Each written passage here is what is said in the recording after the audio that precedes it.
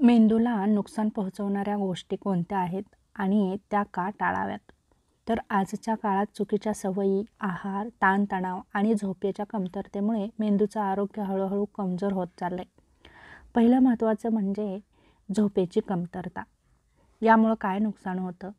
तर झोपेत मेंदूतील टॉक्सिन्स म्हणजेच विषारी द्रव्ये जमा होतात आणि स्मरणशक्ती, लक्ष, निर्णय क्षमता कमी होते.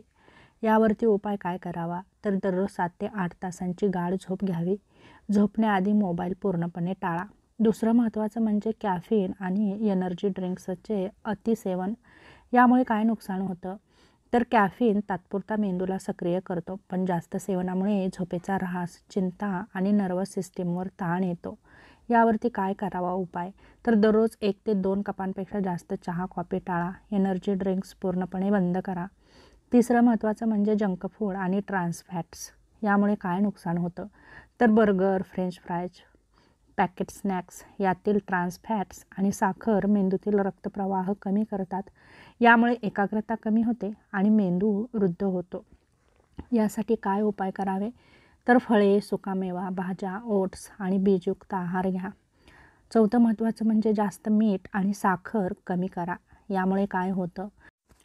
जास्त मिठामुळे रक्तदाब वाढतो आणि मेंदूच्या रक्तवाहिन्या कमकुवत होतात. साखर मेंदूतील प्रथिनांवर परिणाम करून स्मरणशक्ती कमी करतं.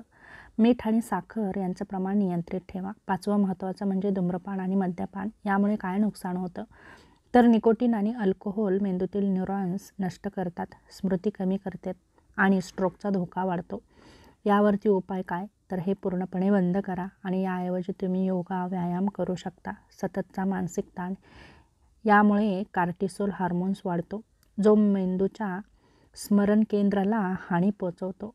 यासाठी काय उपाय करावा? तर दररोज 10 मिनिटे ध्यान, खोल श्वसन, निसर्गात फिरणं, आवडतं संगीत ऐकणं गरजेचं आहे. सातवं महत्त्वाचं म्हणजे मोबाईल आणि स्क्रीनचा अतिवापर. यामुळे काय नुकसान होतं? तर ब्ल्यू लाईट झोपेचं चक्र बिघडवतं, मेंदूला सतत उत्तेजित ठेवतं आणि फोकस कमी करतं. यासाठी तुम्ही झोपण्याआधी 1 तास स्क्रीन बंद करा. जसं की म्हणतात की डिजिटल डिटॉक्स पाळा. आठवड्यातून 1 दिवस. डिहायड्रेशन. यामुळे काय होतं? तर आपला मेंदू हा 75% पाण्याने बनलेला आहे. पाण्याची कमतरता झाली तर थकवा, गोंधळ आणि विचारशक्ती मंदावते. यासाठी उपाय काय करावे? तर दिवसाला 8 ते 10 ग्लास पाणी प्या. पौष्टिक घटकांचा अभाव. यामुळे काय नुकसान होतं? तर vitamin B12, omega 3 fatty acid, लोह, झिंक यांचा अभाव झाल्यामुळे मेंदूच्या पेशी कमजोर होतात. यावरती उपाय मासे, अक्रोड, जवस, पालक, अंडी आणि डाळी खा. त्याचप्रमाणे निष्क्रिय जीवनशैली. व्यायाम न केल्यामुळे मेंदूला पुरेसा रक्तप्रवाह मिळत नाही आणि नवीन पेशी तयार होत नाहीत. त्यामुळे व्यायाम करणं खूप गरजेचं आहे. यासाठी दररोज तुम्ही 30 मिनिटे चालणं, योगा, सायकलिंग नक्कीच करा. त्याचप्रमाणे एकटेपणा आणि सामाजिक अलिप्तता. यामुळे काय नुकसान होतं? तर सामाजिक संपर्क मेंदूतील संवाद केंद्र सक्रिय ठेवतो. एकटेपणामुळे मेंदूची सर्जनशीलता आणि स्मरणशक्ती घटते. यावरती उपाय म्हणजे कुटुंब, मित्र, समूह यांच्यासोबत नक्कीच वेळ घालवा. दुसरं महत्त्वाचं म्हणजे जास्त औषधांचा वापर. झोपेची गोळी, वेदनाशामक औषधे, काही अँटी डिप्रेशन औषधे मेंदूच्या कार्यक्षमतेवरती परिणाम करतात. यावरती उपाय म्हणजे डॉक्टरांच्या सल्ल्याने औषधे घ्या. दुसरं महत्त्वाचं म्हणजे न्याहारी न करणं. न्याहारी न केल्यामुळे मेंदूला ग्लुकोजची कमतरता भासते आणि विचारशक्ती मंदावते. यासाठी सकाळी तुम्ही पौष्टिक नाश्ता करा. त्यामध्ये ओट्स, फळे, ड्रायफ्रूट्स, दूध घेऊ शकता.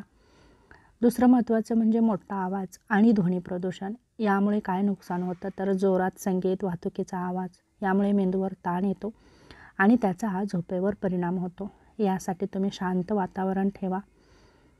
त्याचप्रमाणे मेंदूला व्यायाम न देणं. यामुळे काय नुकसान होतं? जर तुम्ही नवीन गोष्टी शिकल्या नाही तर मेंदूतील कनेक्शन कमजोर होतं.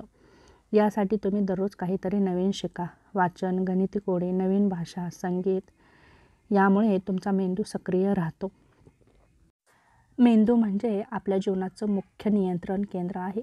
त्याचं आरोग्य टिकवण्यासाठी झोप, पोषण, व्यायाम, शांत मन आणि नवशिक्षण हे 5 स्तंभ कायम ठेवा. या 15 वाईट सवयी जर तुम्ही टाळल्या तर तुमचा मेंदू नक्कीच दीर्घकाळ तरुण, तल्लख आणि मजबूत राहायला नक्कीच मदत होते. तेव्हा या टिप्सचा नक्कीच तुम्ही तुमच्या दैनंदिन जीवनामध्ये वापर करा आणि तुमचा मेंदू नेहमी उत्साही आणि तल्लख ठेवा.